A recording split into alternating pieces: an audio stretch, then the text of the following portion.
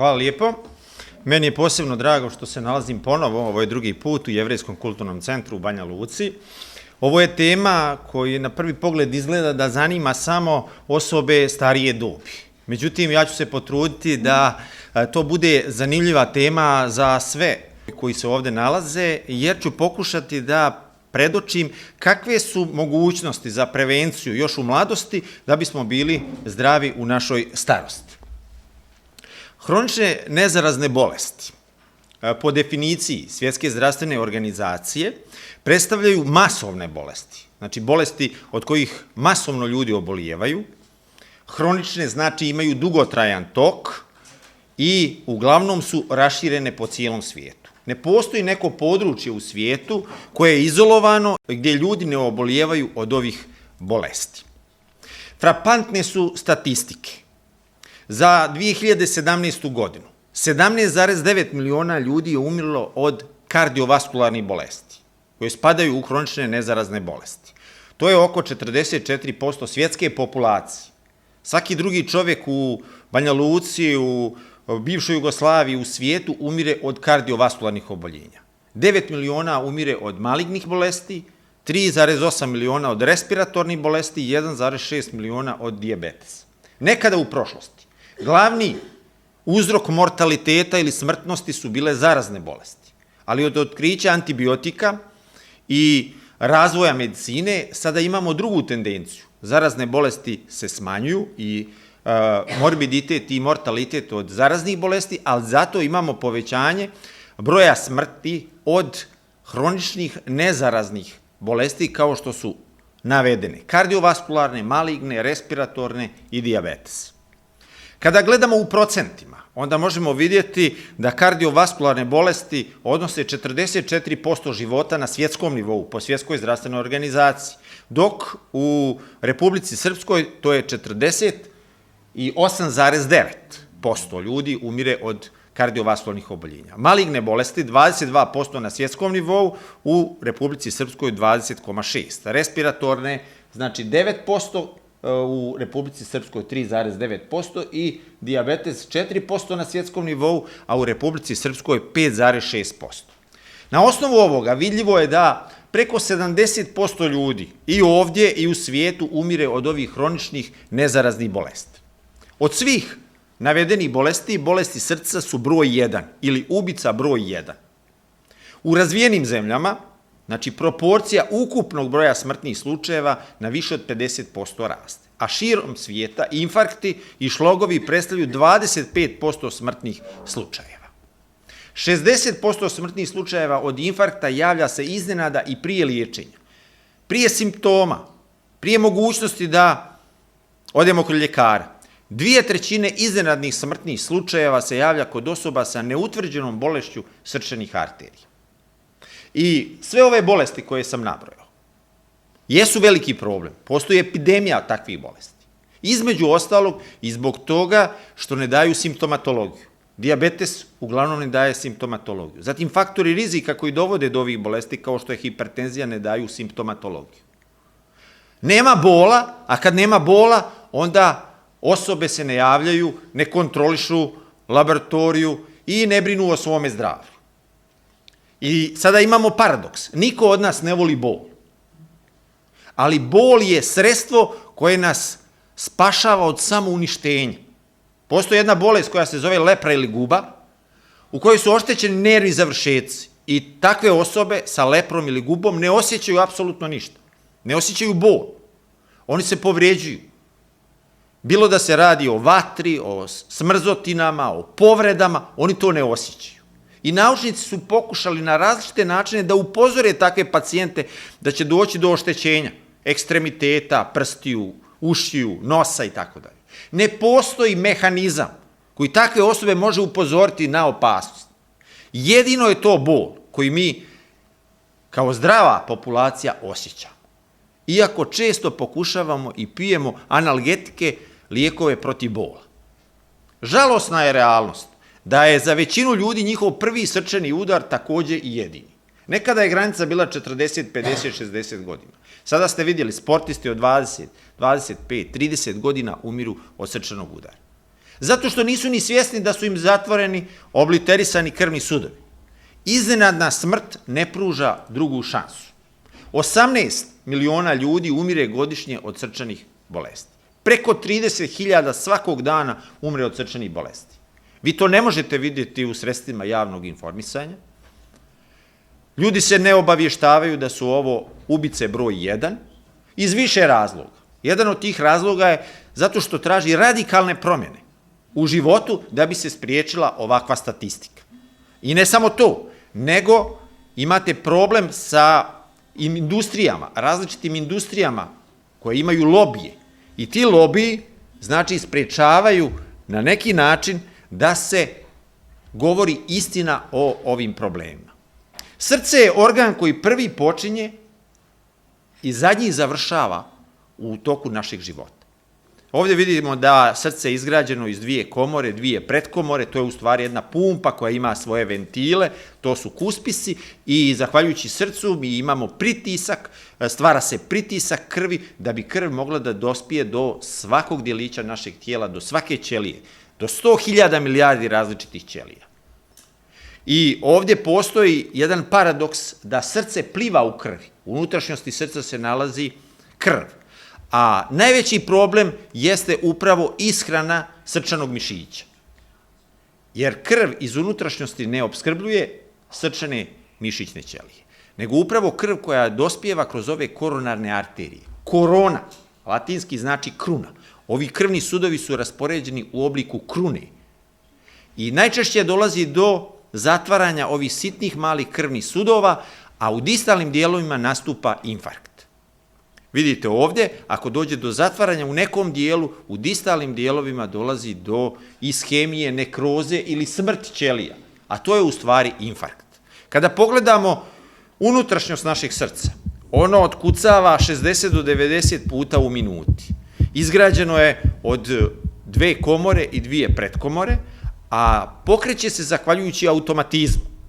Od SA i AV čvora samostalno, ne moramo da razmišljamo, a pokreće se tokom čitavog našeg života. Zamislite problema da morate vi da kontrolišete rad srca. Sada vidite kako naša najjača pumpa radi, ovo su kuspisi ili ventili koji omogućavaju stvaranje pritiska u desnom i lijevom srcu i distribuciju krvi kroz sve dijelove našeg tijela. Zahvaljujući ovoj pumpi, eritrociti i ostali krvni elementi teku kroz sve žile našeg tijela. U tijelu postoji oko 100.000 km krvnih sudova i oni obezbjeđuju i kiseonik i hranu svim dijelovima našeg tijela. Ako dođe do nedostatka, to se naziva ishemija, a veći nedostatak dovodi do potpune blokade funkcionisanja nekog organa, tkiva, i to dovodi do infarkta. U većini, u 90% slučajeva, u osnovi kardiovaskularnih oboljenja nalazi se ateroskleroza. Šta je u stvari ateroskleroza? To je stvaranje masnih krofni, kao što vidite na ovom slajdu, masnoća. Na površini ovih masnoća nalazi se fibrozna kapa, a u unutrašnjosti se nalaze holesterolski kristali, zatim se nalaze masnoće i degenerativne ćelije. I sad pogledajte kako je naš organizam adaptibilan. Kada imamo previše masnoća u krvi, organizam je spreman da to nadoknadi i da napravi alternativu. I koja je to alternativa? Pa te masnoće izoluje u ove aterosklerotske džepove, u ove aterosklerotske plakove. Zašto? Jer ako imate puno masnoća u krvi, ta krv je viskozna. Viskozan je, na primjer, med, a voda je najmanje viskozna. Ako imate viskoznu tekućinu, krv, onda nemate brz protok.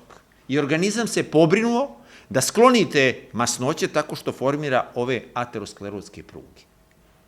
I to tako može da funkcioniše mjesec, 2, 3, godinu, 2. Međutim, ako mi dalje forsiramo sa masnoćama, onda ove aterosklerotske plakove, koje su blagotvorne, jer smanjuju viskoznost, postaju sve veće i veće. I mi hranimo ubicu koju u jednom trenutku zagušuje protok i cirkulaciju. I tako od jedne dobre stvari kao što je eliminacija masnoća, dobijemo ovakvu situaciju, gdje su krvni sudovi potpuno zapušeni. Ovo je krvni sud, koronarni krvni sud kod čoveka koji je letalno završio, koji je umro, zato što je došlo do potpunog prekida cirkulacije. Začepljene arterije, zid arterije koji je uvećan i do 50 puta. Najveća opasnost od kardiovaskularnih oboljenja jeste što ne daju simptome. Simptomi se pojavljuju tek kada su zatvoreni krvni sudovi preko 60-70%. I tek tad možda osjetimo neke probleme. A možda nam bude prvi simptom i poslednji simptom. Ovako izgleda okluzija, odnosno aterosklerotski plak, koji zatvara i sa gornje i sa donje strane. I onda ako smo izloženi fizičkom naporu ili stresu, dolazi do vazokonstrikcije, odnosno suženja krvnog suda i potpunog prekida cirkulacije. Ili u nekom slučaju dolazi do pucanja ove fibrozne kape, ove masne krofne, stvara se tromb. Znate, kada dođe do krvarenja, sledeća faza jeste koagulacija ili zgrušavanje, stvori se tromb i taj tromb u potpunosti zatvori cirkulaciju. Ovdje vidimo nekada u prošlosti kako su izgledali krvni sudovi pri rođenju, pa od 20 godina, 60 godina, 90 godina. Međutim, sada se mijenjaju stvari. Sada već sa 20, 30, 40 godina imamo zatvorene krvne sudove i 50, 60% i tako dalje. Gdje se najčešće zatvaraju krvni sudovi? Ovdje je navedeno na ovom slajdu da to mogu biti moždane arterije, karotidne arterije, koronarne arterije. Ne postoji krvni sud koji je zaštićen od ateroskleroze. Ali zašto najviše strada mozak i srce? Iz vrlo prostog razloga. Mozak je zatvoren u lobanjskim kostima. I zbog toga ima određenu krvnu mrežu. A ta krvna mreža nema alternativu. Nema kolateralni krvotok. I pošto nema kolateralni krvotok, ako dođe do zatvaranja jednog dijela, automatski imamo manjak kiseonika i krvi, a 2 do 5 minuta, ako moždane ćelije nisu ishranjene krvlju, dolazi do smrti moždanih ćelija. A to je u stvari infarkt. A zašto srce? Zato što isto tako nema dovoljno alternativnog krvotoka, nema kolateralnog krvotoka i zato najviše stradaju ovi vitalni organi. Ovo je jedan primjer ateroskleroze na otvorenom krvnom sudu gdje je unutrašnjost krvnog suda potpuno obliterisana. I na kraju to ovako izgleda. Koji je način i koji je mehanizam da mi utvrdimo stepen zatvorenosti naših krvnih sudova? Jedan od mehanizama jeste, indirektnih mehanizama, jeste da mjerimo holesterol u krvi. Ali to nije dovoljan pokazatelj. Mi ne možemo na osnovu visine holesterola znati da li su zatvoreni krvni sudovi. Jedina prava metoda jeste koronarografija koju upravo gledate, ali to je radikalna metoda, krvava metoda i preporučuje se samo onim koji imaju zatvorene 70, 89, 90% krvne sudove. Za nas ostale je nedostupna ova metoda. Mi možemo samo na indirektan način da dođemo do saznanja koliko su nam zatvoreni krvni sudovi. Znači, ubacuje se kontrastno sredstvo i na osnovu toga možemo vidjeti koliko su nam zatvoreni krvni sudovi. Postoji još jedan način da je ispitamo koronarne, odnosno krvne sudove glave, radimo ultrazvuk, Doppler krvnih sudova glave i vrata, ali to nam ne može biti pokazatelj kakvi su nam krvni sudovi u srcu. I ono što je najvažnije, da li mi možemo uticati na stepen zatvorenosti naših krvnih sudova.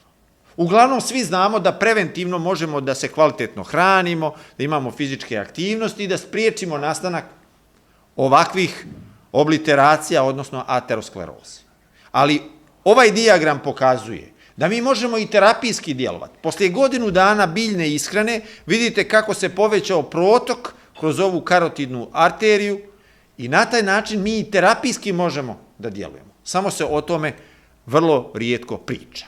Druga hronična nezarazna bolest koja odnosi ogroman broj života jeste rak ili maligne bolesti. Šta je u stvari tumor?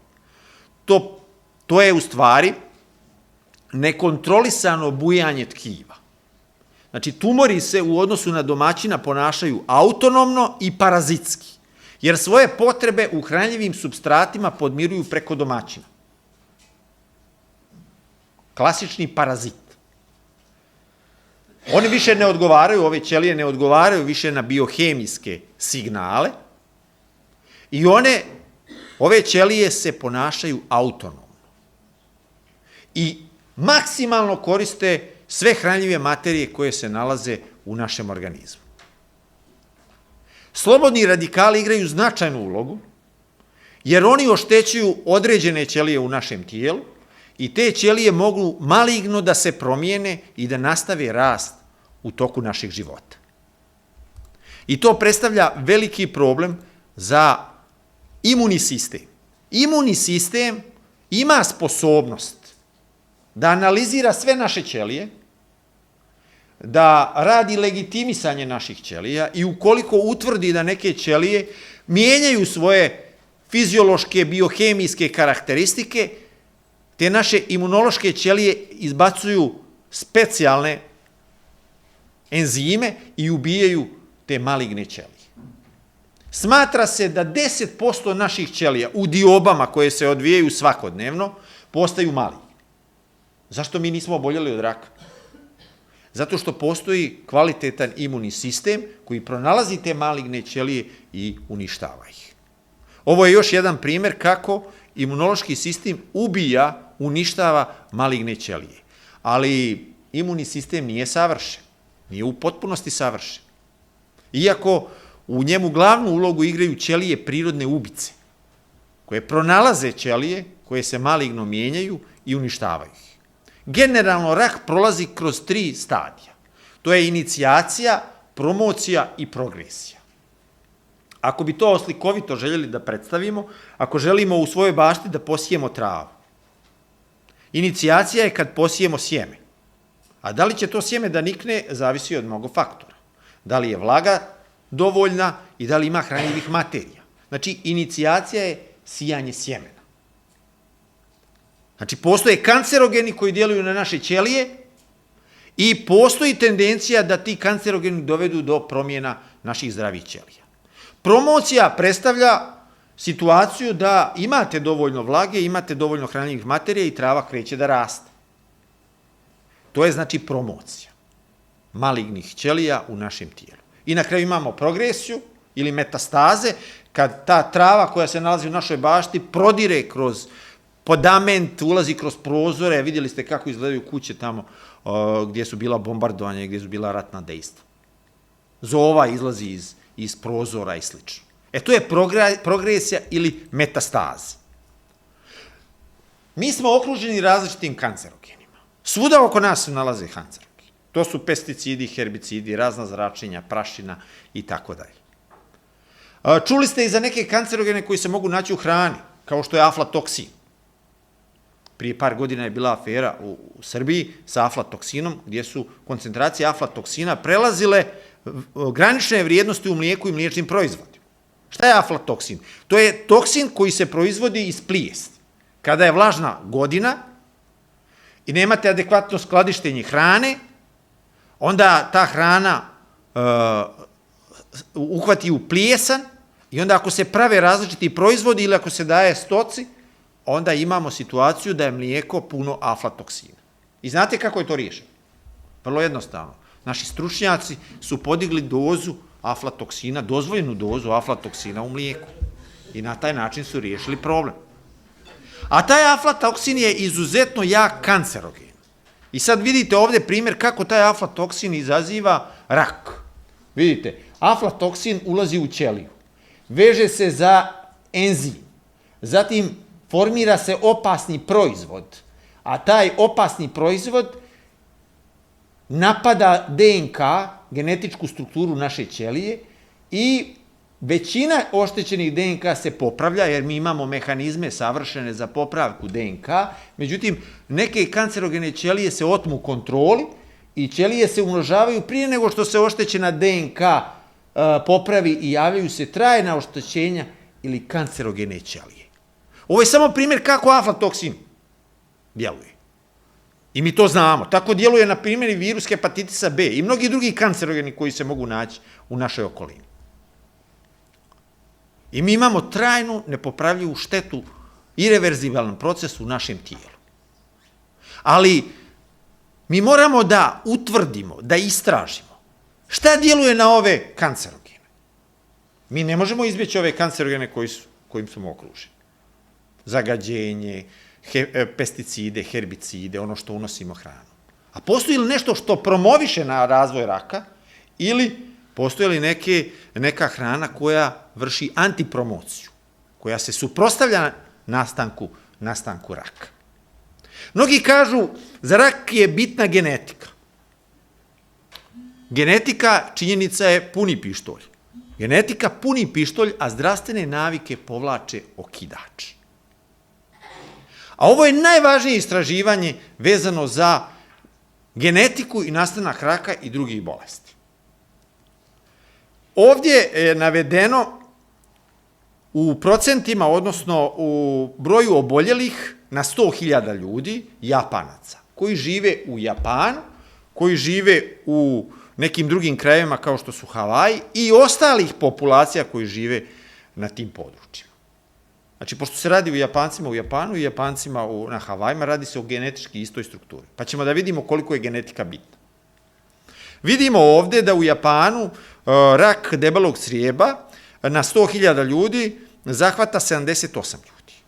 Rak rektuma 95, prostate 14, dojke 335. U odnosu na ostale populacije koje žive na Havajima, neuporedivo manji. Na Havajima bijeli ljudi obolijevaju 5 puta više od raka debelog crijeva, 11 puta od prostate, 13 puta od raka materice i tako dalje. A sad da vidimo šta se događa sa ljudima, odnosno Japancima koji tamo već žive 3. generaciju. I ovde začuđujuća statistika. Njihov broj oboljelih od ovih navedenih malignih bolesti se dramatično povećao i izjednačio sa brojem oboljelih bijelih ljudi, odnosno ostalih populacija koje žive na Havajima. Da li je ovde značajnu ulogu odigrala genetika? Nije, zato što su Japanci genetički isti i u Japanu i na Havajima. Ali ovaj dijagram, ova tabela pokazuje da su ti Japanci koji žive na Havajima promijenili svoje životne navike, svoju hranu. I u 3. generaciji, pošto su se izjednačili i počeli da konzumiraju sve ono što koriste i druge populacije, kao što je masna hrana, hot dog, hamburger, pice i slično, i stopa obolijevanja od raka se povećala i izjednačila sa ostalim populacijama. Što nedvosmisleno pokazuje da genetika u ovom slučaju nije odigrala osnovnu ulogu, nego zdravstvene navike i ishrana. Genetika puni pištolj, rekli su mudri ljudi, a zdravstvene navike povlače okidač. Ako govorimo o bolesti i ako smatramo taj pucanj simbolično bolest. Genetika je značajna, ali zdravstvene navike su ubjedljivo dominantne u nastanku raka i drugih bolesti. Naveo sam samo 2 primjera hroničnih nezaraznih bolesti. Znači, kardiovaskularne bolesti i maligne bolesti. A sada vidimo šta dovodi do nastanka ovih bolesti. Faktori rizika. Kod zaraznih bolesti imate etiološke faktore. Viruse, bakterije, protozoe i tako dalje. Ali kod ovih hroničnih nezaraznih bolesti nemate jedan uzrok, nego imate više faktora. I naučnici, doktori su to nazvali faktorima rizika ili kofaktori rizika. Među najvažnijima je povećana tjelesna težina, to je gojaznost, i hiperlipidemija, odnos visok unos masnoća u krvi. I sada vidimo te faktore rizika. U našoj populaciji, ovde u Republici Srpskoj i u svjetskoj populaciji. I sad možete vidjeti za holesterol. 39% ljudi u svijetu ima visok holesterol. Iznad 5 milimola po litri. A u Republici Srpskoj 61,2%. Ne ulazim u to da li su urađene dobro mjerenja, istraživanja, ali vidimo da kod nas ima više onih sa hiperholesterolemijom nego bilo gdje u svijetu. O tome se da diskutovati. Ali ogroman je procenat i u svijetu i kod nas. A povećana težina, znači u svijetu 39%, 36% u Republici Srpskoj. I gojaznost, samo da razlučimo, povećana težina je body mass index do 30. Body mass indeks se izračunava kilogrami u brojniku kroz visina u metrima na kvadrat, pa svako od vas može to izračunati. A gojaznost je preko 30. I na svjetskom nivoju 13% ljudi gojazno, a u Republici Srpskoj 21,6%. Gojaznost definitivno ozbiljno narušava zdravlje. 1/3 ukupnog stanovništva boluje od debljine, a 1/5 djece ima problem sa gojaznošću. To je u stvari hronična bolest, kao i faktor rizika, koja je uzrokovana poremećajem energetske ravnoteže. Unosimo više kalorija nego što ju potrošimo. 60% našeg tijela čine mišićne ćelije, a osnovna funkcija mišićnih ćelija je fizička aktivnost. Da li se mi bavimo dovoljno fizičkom aktivnostom, da li dovoljno šetamo? Pa nemamo mi za to vremena. Ispred televizora smo, ispred kompjutera, idemo na posao automobilom i mi nemamo vremena da trošimo energiju. A uz to mnogo više unosimo energije nego ranijih godina. Ovo su dnevne potrebe u kalorijama zavisno od aktivnosti. Vidimo da službenici i profesori troše 1800 kalorija dnevno, a intenzivna aktivnost odnosi 3500 kalorija i više. Osim onih faktora koje smo naveli, rizika, i gojaznost povećava rizik od raka. Sa povećanjem tjelesne težine povećava se rizik od smrti usled raka. Značajno je podijeliti gojaznost na mušku i žensku, ginoidnu i androidnu. I šta mislite, koja je opasnost i koji tip gojaznosti je opasniji? Pa normalno. Muškarci uvijek nastradaju prvi. Šalim se. Zbog vrlo jednostavnog razloga. Ova abdominalna gojaznost je opasnija zato što inzulin djeluje na te ćelije, masne ćelije, i oslobađaju se veće količine masnih kiselina, oni zasićeni masnih kiselina, masnoća, i te masnoće su aterogene i povećavaju stepen aterogenosti. Znači, normalna tjelesna težina, body mass index do 25, od 25 do 30 povećana tjelesna težina i preko 30 gojaznost. Ali to nije dovoljna mjera. Ako imate sportistu i izračunate njegov body mass index, vidjet ćete da je njegov body mass index preko 30. Zato što ima mišićnu masu. To nisu masnoće. I zato je potrebno da uporedimo i obim struka i obim kukova, da bismo dobili kvalitetne mjere. Razlozi gojaznosti su mnogobrojni. Kalorijski bogata ishrana, užurbeni način života, neredovni obrici, često uzimanje brze hrane, neredovna fizička aktivnost. Samo neke statistike. Moždani udar je 7 puta češći kao posljedica gojaznosti. Utvrđena je veza kod muškaraca između debljine i raka debelog crijeva, prostate i kolorektalnog raka debelog crijeva, a kod žena raka dojke, endometrija, jajnika, grlića materice i žučnog mjehura. Posljedice gojaznosti su mnogobrojne, mehaničke, metaboličke i kombinovane. Znači, od bolova u leđima, umora, poremećaja menstruacije, raka različitih vrsta, srčanih bolesti, šećerne bolesti, proširenja vena, osteoartritisa i tako dalje.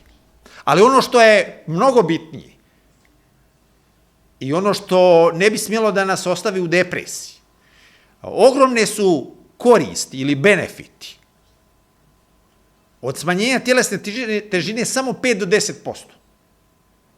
Znači, ako imate 50 kg, 2,5 kg već donosi ogromne koristi. Kakve su te koristi? Na smrtnost se manifestuju. Smanjuje se smrtnost 20%, u ukupnoj smrtnost 30%, u smrtnosti povezano sa dijabetesom i 40% u odnosu na smrtnost vezanu za karcinom. Sistolni i dijastolni pritisak padaju za 10 do 20 mm živnog stuba, snižava se nivo glukoze za 50%, a smanjuje se i holesterol za 10%, loši holesterol za 15% i trigliceridi za 50%. I mnogi će reći, pa šta tu ima neobično? Smanjimo unos kalorija i završimo priču. Snizimo tjelesnu težinu 5 do 10%. Oni koji su pokušavali znaju da to nije tako jednostavno. Nije to tako jednostavna formula. Istraživanja vršena u Izraelu i Velikoj Britaniji pokazuju da korisnici biljne ishrane mogu da unesu istu količinu ili više kalorija, a da dalje imaju niži body mass index, odnosno manje kilograma. U čemu je tajna? tajna je u termogenezi. Termogeneza omogućava proizvodnju toplote tokom metabolizma. To je potrošnja dodatne energije iznad bazalnog metabolizma. Ta energija se troši za digestiju, znači za unos hrane, za apsorpciju te hrane, za metabolizam i unos energije u masno tkivo. Dokazano je da korisnici biljne ishrane imaju višu stopu metabolizma tokom mirovanja, sagorijevaju više unesenih kalorija u vidu tjelesne toplote i umjesto višak kalorija da odlažu u tjelesne masti, oni sagorijevaju tu toplotu. Znači, mali porast metabolizma potvrđuje da se veći broj kalorija sagori tokom 24 časa. I sad imamo različita istraživanja koja to pokazuju. Znači, 4.500 pacijenata, trosednički program, biljna ishrana, vježbanje i smanjenje 5,5% tjelesne težine.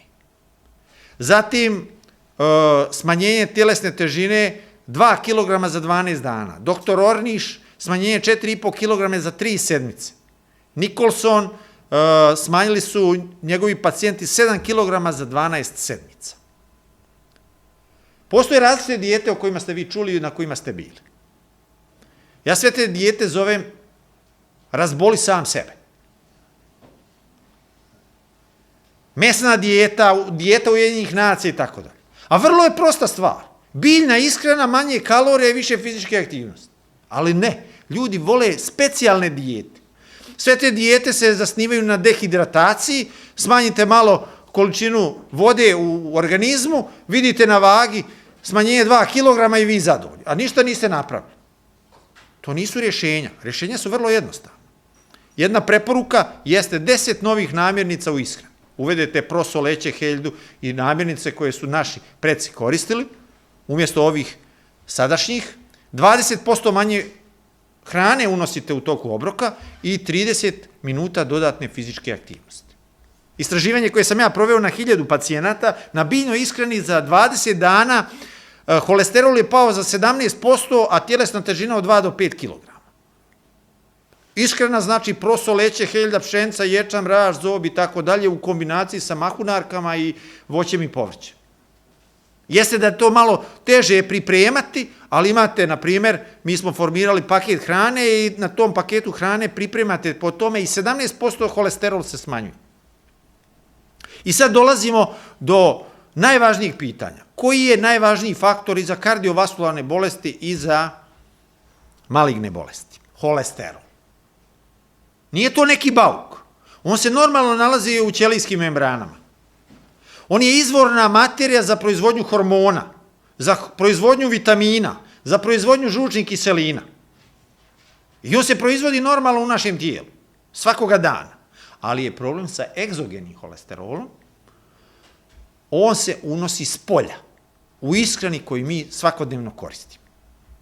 I sada vidimo odnos tog holesterola koji se nalazi u našoj krvi i smrtnosti. Broj smrtnih slučajeva na 100.000 ljudi.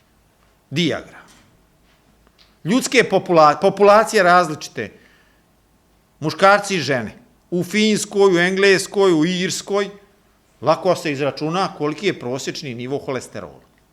Taj prosječni nivo holesterola u tim zemljama direktno je bio proporcionalan, postoji korelacija sa brojem smrtnih slučajeva. Što je viši u određenoj populaciji nivo holesterola, to je veći broj smrtnih slučajeva. Istraživanje koje je proveo istraživač Stamler još prije nekoliko godina. Što je veći holesterol u našoj krvi, to je i stepen prekrivenosti krvnih sudova, vidjeli ste. Oni aterosklerotski plakovi, one masne krofne. I sad, najveće iznenađenje. Kad uzmete laboratoriju i pogledate koliki je vaš holesterol, vidite tamo granična vrijednost 5,2 milimola. Ako je ispod, kaže sve normalno, nema problema, mogu dalje da jedim. A šta ovo istraživanje pokazuje? Da rizik ili stopa smrtnosti na 1000 ljudi se povećava ne od 5,2, nego već od 4,2. I zato mi imamo ogroman broj infarkta, kardiovaskularnih oboljenja, ateroskleroze, Zato što smo previše podigli granicu. Zašto? Da budemo komotni i ležerni. Da se ne brinemo o ničemu. Ne, granica je 4,2. Ako imate preko 4,2, to je veliki problem. Koji su faktori koji utiču na holesterol? Još je Ansel Keys 1969. godine dao formulu po kojoj se vidi da zasićene masne kiseline, polinezasićeni holesterol dovode do povećanja holesterola u krvi. Što je veći unos holesterola u svakodnevnoj ishrani, to je veći nivo holesterola u krvi. A sada vidimo količinu holesterola u različitim namirnicama. Kako su nas učili, a kako je stvarno stanje. Učili su nas da bijelo meso bez kožice nema holesterola ili vrlo malo holesterola i da možemo da sa srčanim bolestima koristimo. A šta ovde pokazuje? Da pileće grudi sa kožicom, govedina, svinjetina, pileće grudi bez kožice, razlika je 73-82 u 6-7%. 6-7% u količini holesterola. To je nikakva razlika. I vi ste bezbedni, jedete bijelo meso. Ne, u bijelom mesu se nalazi holesterol. 5% manje nego u svinjetini. To nije ništa. Činjenica je da postoje dezinformacije, da li svjesno ili nesvjesno. Da li to forsira mesna industrija, njihovi lobiji, ili ljekari ne žele da čuju i vide ova istraživanja, ali uglavnom, ovo su najnovije istraživanja. Voće, žitarice, bademasto voće i povrće ne posjeduju holesterol. Nema holesterola, 0 holesterola. I o tome se malo zna. Kada sam bio na jednom seminaru i kad je tu bilo negde oko 50 ljekara, htio sam jednu anegdotu da ispričam kako na TV programima, u medijima imate razne glumice koje se pojave i kaže kupite ovo suncokretovo ulje bez holesterola. Htio sam neku poentu da izvučemo odatle. Međutim, javlja se jedna doktorica i kaže, pa kakva je to glupost i laž, gdje može biti biljno ulje bez holesterola? Zamislite, znači, svi se složi, da doktori, specijalisti porodične medicine ne znaju da u bilo kojoj namirnici biljnog porijekla nema stvarno holesterola.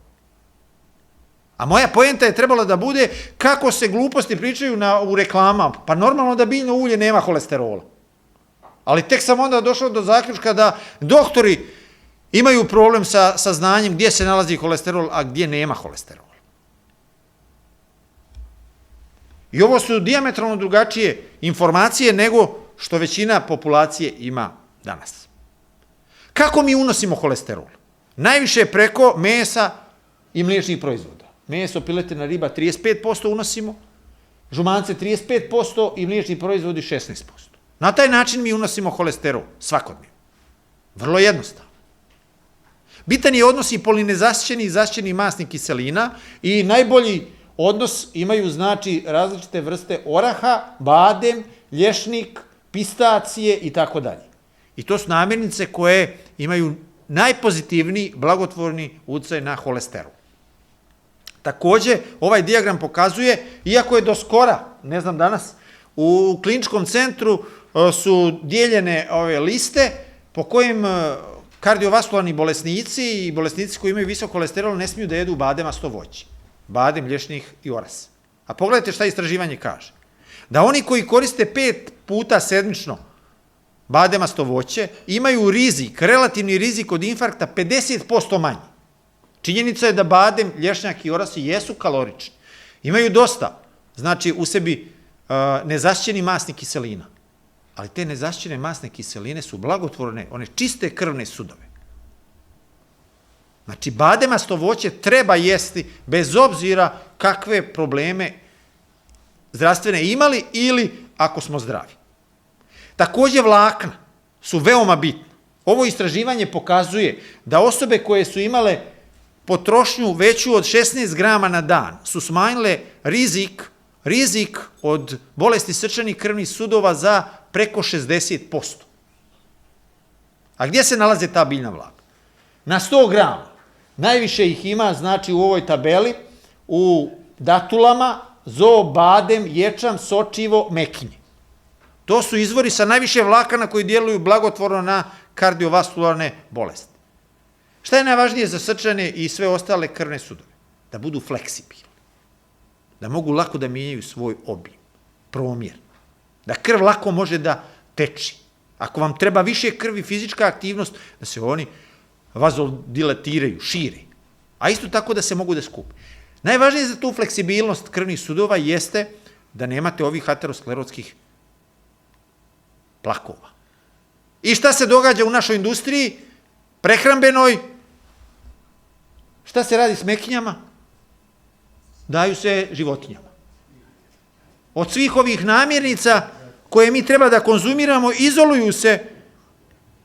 izoluju se mekinje i daju se životinjama. A one imaju najviše biljnih vlakana koje su potrebne za kardiovaskularni sistem. Da li to stvarno neko smišljeno uništava naše zdravlje? Postavlja se pitanje.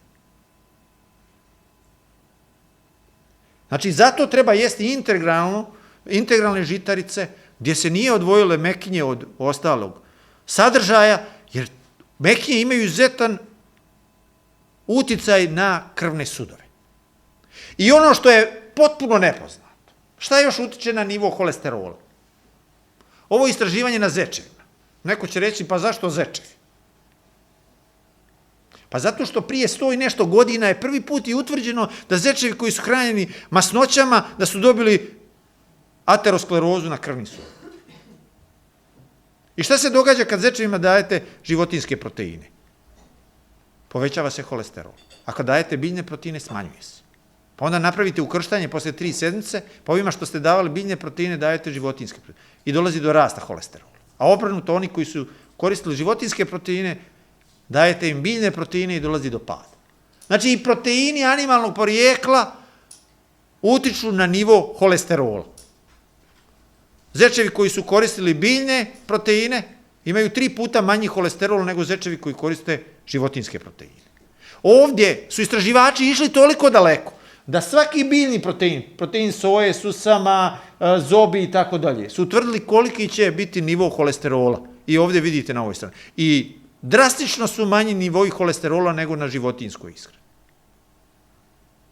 Kod zečeva. I obrnuto. Ovo je biljna ishrana, biljnim proteinima, a ovo je životinjski protein.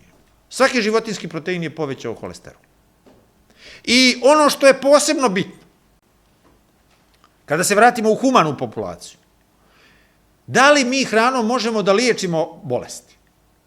Možemo, kaže, preventivno. Bolje je spriječiti nego liječiti.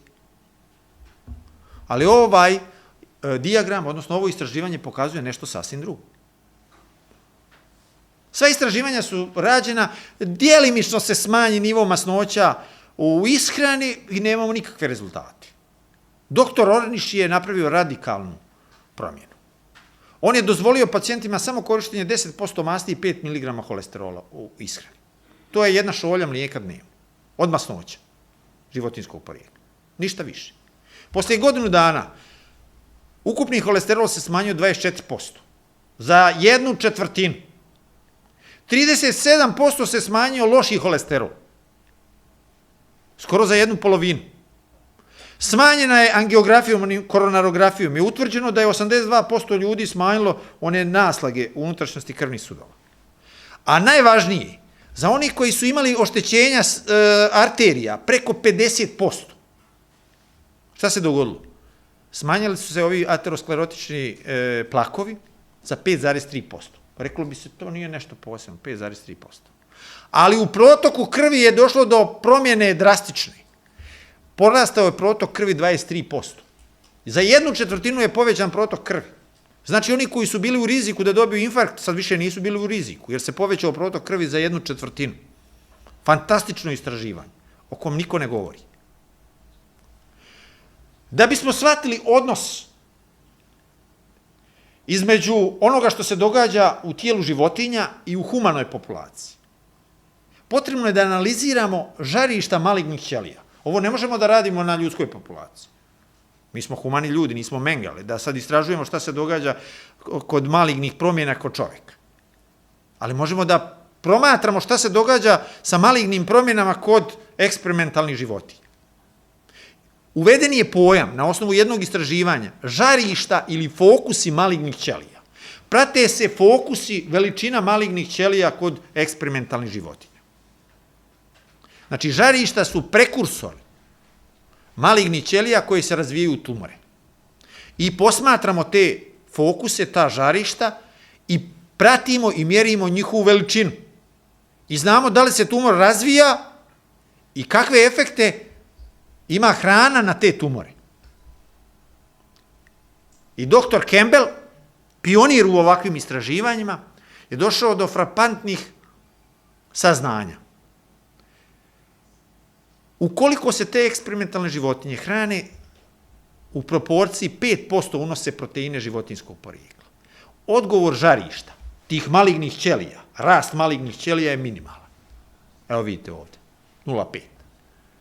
A ako su životinje koje su inficirane nekim virusom, kancerogenom, aflatoksinom, hranjene proteinima 20% i više životinjskog porijekla, odgovor žarišta je bio petostruko veći. Da li je moguće da proteini iz hrane su direktni promotori ili podstrekači razvoja malignih ćelija? Zatim su istraživači kod tih istih eksperimentalnih životinja davali puno aflatoksina, onog kancerogena o kojem smo pričali, a u ishrani vrlo malo proteina. Odgovor žarišta, rast tog žarišta je bio minimalan, skoro nikakav. A s druge strane, davali su malo aflatoksina tog kancerogena, a puno proteina. Odgovor žarišta je bio dramatičan. Proteini su direktno prouzrokovali brzi rast žarišta, odnosno malignih ćelija. A zatim su postepeno istraživači povećavali procenat proteina u ishrani. Žarišta nisu reagovala do trenutka kada nije uvedeno preko 12% proteina životinjskog porijekla u ishrani. Zašto 12%? 12% je neki minimum za te metaboličke potrebe koje imaju i eksperimentalne životinje i čovjek. Kada je procenat proteina životinjskog porijekla prešao 12%, imamo dramatičan odgovor žarišta, dramatičan rast malignih ćelija. Najznačajniji nalazi svih ovih eksperimenata su sljedeći. Žarišta su se razvijala samo kada su životinje dobijale ili premašivale količinu proteina u ishrani od 12%, koje su inače potrebe za zadovoljenje njihove stope tjelesnog rasta. Kada su životinje ostvarivale i nadmašivale zahtjeve za proteinima, znači davali su im mnogo više proteina, bolest se javljala i napredovala. A zatim je urađeno još jedno istraživanje, a to je povećavana je doza kancerogena, odnosno aflatoksina. Kako se povećavala doza kancerogena, tako je žarište bujalo, napredovalo. Ali samo na ishrani 20 proteina životinjskog porijekla, 20%. Za one miševe, eksperimentalne životinje, kojima je povećavana doza aflatoksina kancerogena, a imali su samo 5% proteina u ishrani, odgovor žarišta nije primijećen. Još jedan pokazatelj da su proteini životinjskog porijekla promotori, podstrekači rasta malignih ćelija i ovih žarišta koje ovdje vidimo. I na kraju, istraživači su poredili proteine i davali su različite vrste proteina. Na kazeinu, proteinu iz mlijeka, odgovor žarišta je bio dramatičan. Na 20% glutena iz hrane uopšte nije bilo odgovora. I na 5% kazeina nije bilo odgovora. A ono što bi trebali da uradimo jeste veza između eksperimenata na životinjama i događaja u ljudskoj populaciji. Kako napraviti tu vezu? Mnogi će reći, pa ipak eksperimentalne životinje imaju drugačiji metabolizam, drugačije se ponašaju, nije to apsolutno ista stvar i sa ljudima. I ovaj istraživač, koga sam već pomenuo, dr. Campbell, je napravio revolucionarno istraživanje. To se zove kinesko istraživanje. Zašto kinesko? Zato što je ogromna populacija ljudi, regioni, siromašni, bogati, koji se hrane na ovaj ili na onaj način. I on je utvrdio da u jednom regionu, ruralne Kine, Kinezi, su inficirani virusom hepatitisa B. 12 ili 13% populacije je inficirano virusom hepatitisa B. dok kod nas u Americi je to najviše 0,2-0,3%. A pošto su istraživači pratili apsolutno sve parametre, bilo je zanimljivo kako će se ovi inficirani virusom hepatitisa B, koji je kancerogen kao i aflatoksin, ponašati u odnosu na vrstu ishrane koje koriste. Znači, identično situacija kao i u kao kod eksperimentalnih životinja. Samo što ovde niko nije inficirao ove ljude, oni su bili inficirani već virusom hepatitisa B. Šta se pokazalo? Kancer jetre, koji je najosjetljiviji na virus hepatitisa B. Kancer jetre u humanoj populaciji je povezan sa povećanim holesterolom. Imamo korelaciju. Ljudi koji imaju visok holesterol dobijali su rak, oni koji imaju nizak holesterol nisu dobijali rak, iako su bili jedni i drugi inficirani. A to znači da su oni povećano unosili proteine animalnog porijekla. Identična situacija kao kod eksperimentalnih životinja. Zahvaljujući kineskom istraživanju. Korelacija između ovih eksperimentalnih životinja i ljudske populacije. Utvrđena je doslednost ili statistička značajnost svega onoga što je urađeno u eksperimentima na životinjama i ovde se to pokazalo u humanoj populaciji. Kod eksperimentalnih životinja hepatitis B virus je inicirao rak jetri, ali je napredovanje raka nastalo kao odgovor na veći unos kazeina, proteina životinjskog porijekla. A sad prelazimo u humanu populaciju. Osobe koje su inficirane hepatitis B virusom, isto. A koje unose proteine animalnog porijekla, imaju hiperholesterolemiju, povećan nivo holesterola i visoku stopu raka jetri. Implikacija. Virus, kancerogen. Da li se radi o aflatoksinu, o virusu hepatitisa B, nije bitno. Pesticidima, herbicidima, zračenju ili bilo kojem kancerogenu koji se nalazi u našoj okolini. Kancerogen obezbjeđuje oružje, a loša ishrana, proteinska ishrana, povlači okidač. Na osnovu svih ovih dokaza jasno je da mi ne možemo djelovati na kancerogene. Ne možemo mi narediti vlastima koliki će biti nivo aflatoksina u mlijeku. Ne možemo se izolovati od pesticida, herbicida, od zračenja, od bombardovanja, što su nas bombardovali, i što postoji ogromne količine kancerogena. Ali šta možemo uraditi? Možemo da spriječimo povlačenje okidača. Možemo da spriječimo unošenje loše ishrane. Možemo da spriječimo unošenje proteina životinjskog porijekla u ogromnom procentu. Znači, zaključak je vrlo jednostavan. Mi smo gospodari svoje sudbine. Mudri ljudi su rekli, kogod bio otac bolesti, majka mu je loša ishrana. Mi možemo da kontrolišemo ono što ulazi u naša usta. Genetika puni pištolj, ali ipak zdravstvene navike i ishrana povlači okidač. Mi možemo to da kontrolišemo. I zato bi se pozvao na Pitagoru, koji je još u 6. vijeku prije nove ere rekao: izaberite ono najbolje i navika će izabrano uskoro učiniti prijatnim i lakim. Hvala vam na pažnji.